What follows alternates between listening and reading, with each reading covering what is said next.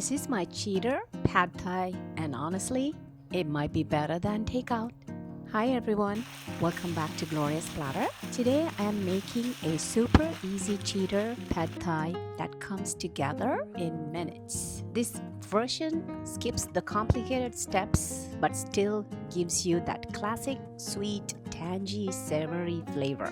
So I went to the market and this is how they had the pork on display. I asked them to cut the meat very thinly, which made my life so easier. But I'm still going to cut them into about 3 to 4 inches long maybe. Some are 2 inches long. And the shrimp I got were jumbo shrimp, so I will be cutting them in half. Please check the description box for the ingredients.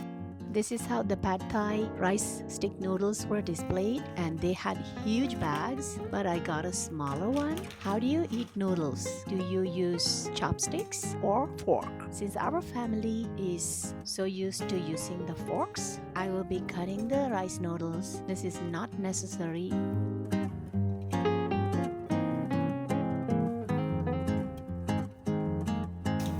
So first I like to cook the shrimp for about 2 minutes, turning once, and just for some flavor I will be adding some garlic salt. Shrimp doesn't need to be cooked for a long time.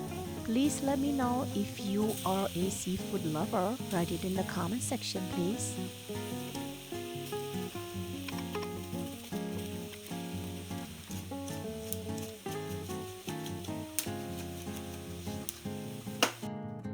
In a separate pan, heat oil and fry the minced garlic. I love the smell of garlic.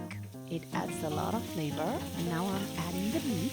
Make sure it is brown on all sides.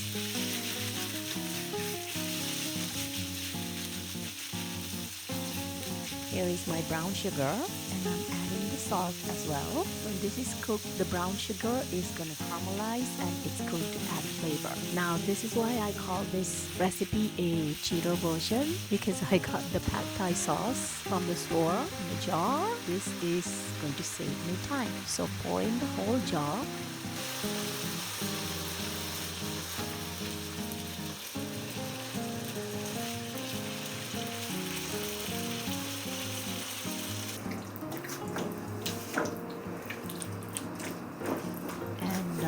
Pour some water into the jar, save the liquid for later. Now add the cooked shrimp.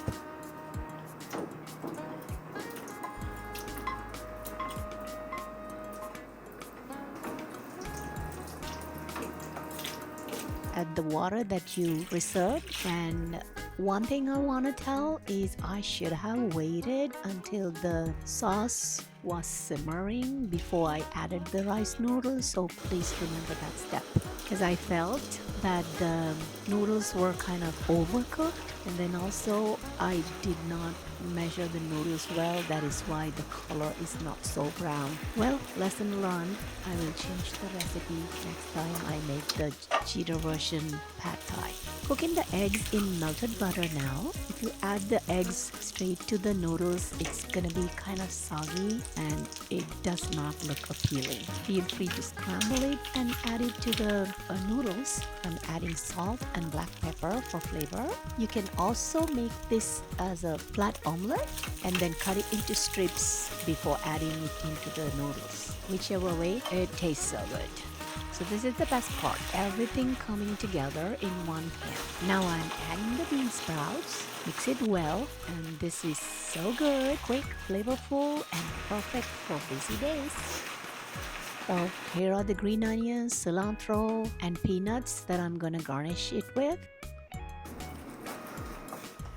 I should use tongs, which is easy to mix with. Now this step is totally optional. You could either serve the lemon wedges or squeeze the lemon juice onto their pad thai, or you could just squeeze a little bit just to save them from getting their hands dirty. It smells so good, you know. And I'm adding more black pepper. I really like spicy food. See, this is way easier when you use the tongs. Let me know where you're joining us from. I would like to know the city you're watching this video from. Please write it in the comments. If you like the video, please give the video a thumbs up. Thanks for watching.